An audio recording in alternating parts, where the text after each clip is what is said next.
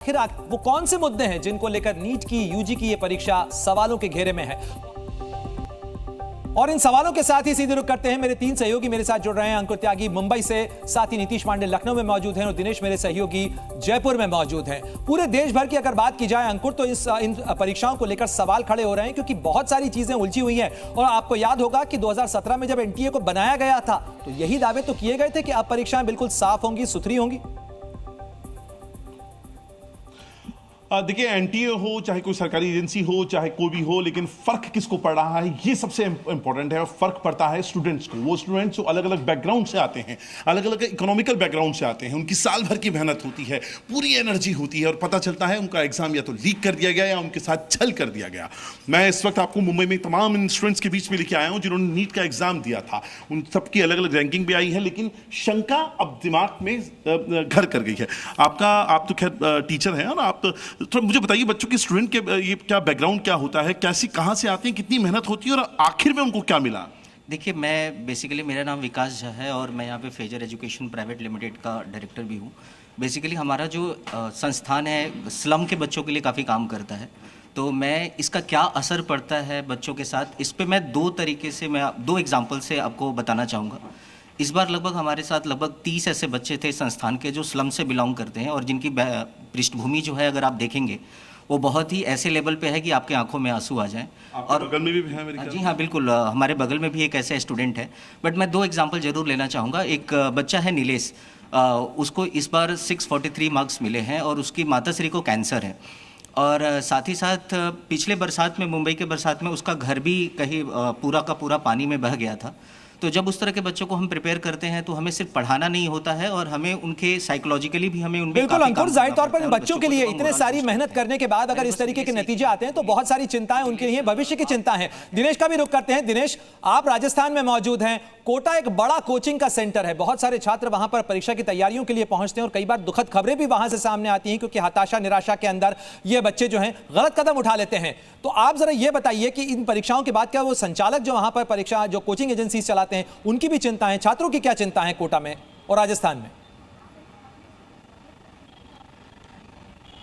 बिल्कुल, देखिए एनटीए ने रिजल्ट जारी किया, उसके बाद चारों तरफ मायूसी छा गई। हमने देखा हाल ही में कि उसके बाद कोटा में एक छात्र। दिनेश, आपके ऑडियो में कुछ दिक्कत आ रही है, मैं लौटूंगा आपके पास में, लेकिन तब तक नीतीश का रुख कर लेते हैं। नीतीश, परीक्षा में पेपर का लीक होना, परीक्षा में गड़बड़ियां होना एक क्रॉनिक बीमारी सा बन गया है। जो तस्वीरें हमने अभी दिखाई वो वाराणसी की तस्वीरें हैं, इसी तरीके की तस्वीरें उत्तर प्रदेश के कई शहरों से भी सामने आ रही है।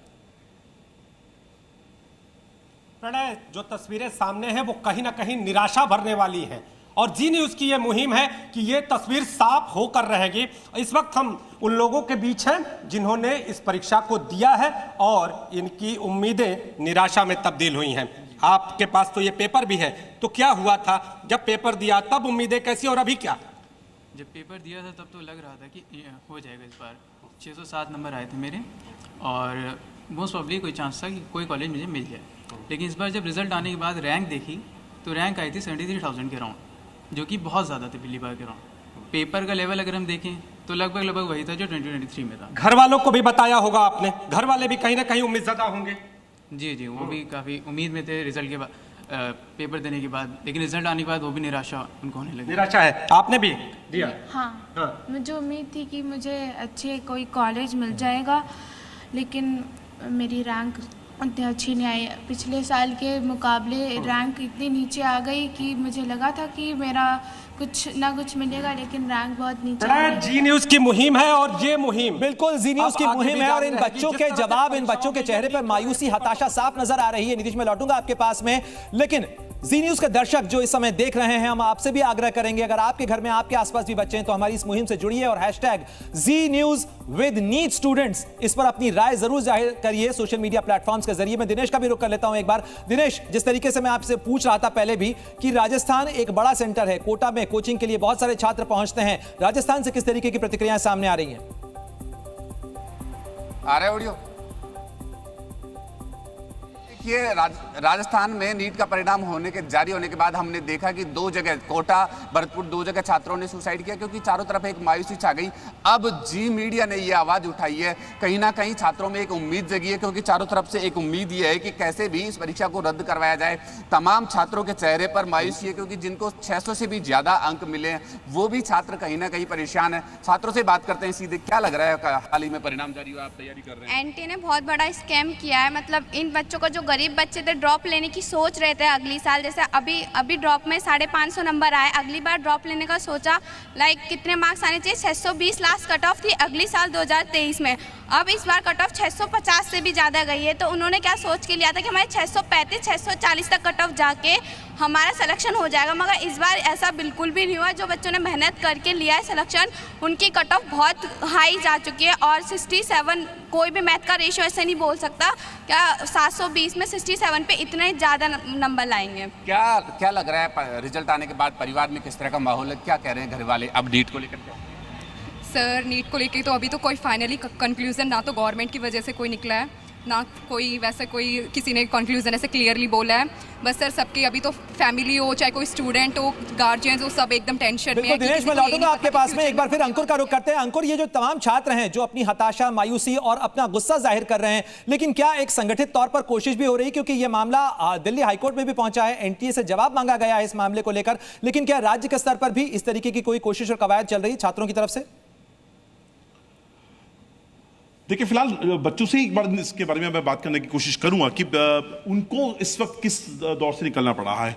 जब ये पता चला कि पेपर लीक हुआ है, पूरे साल मेहनत करी और उसके बाद ये चीज़ें निकल कर आती हैं। पहले मार्क्स कितने आए हैं आपके? सर मेरे मार्क्स 587 आए हैं। अच्छा, पिताजी क्या करते हैं आपके? सर मेरे पिताजी पंडित थे। अच्छा, पेशे से पंडित हैं। हाँ। तो फैमिली बैकग्राउंड इकोनॉमिकली ठीक? हाँ। वीक था, इकोनॉमिकली वीक था।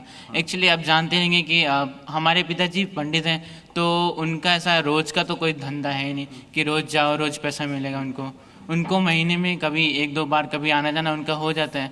अब जानते हैं कि महीने में 1-2 बार में कितना ही उनको हाथ। क्या असर पड़ा आपके ऊपर इसका? सर मैंने पूरे साल इतना मेहनत से मैंने तैयारी की थी।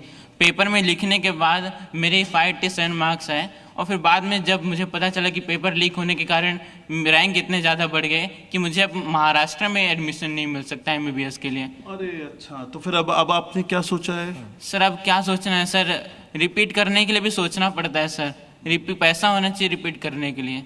इतने तकलीफ से घर पे सब है, सबको देखते हुए भी रिपीट करने के लिए सोचना पड़ता है सर।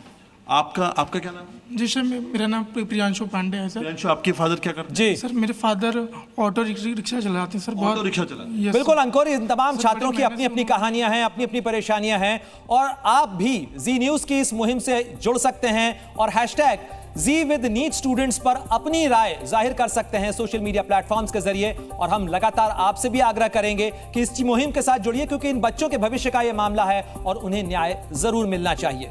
जी न्यूज पर खबरों का सिलसिला लगातार जारी है, आप बने रहिए जी न्यूज के साथ, क्योंकि खबरें अभी और भी हैं।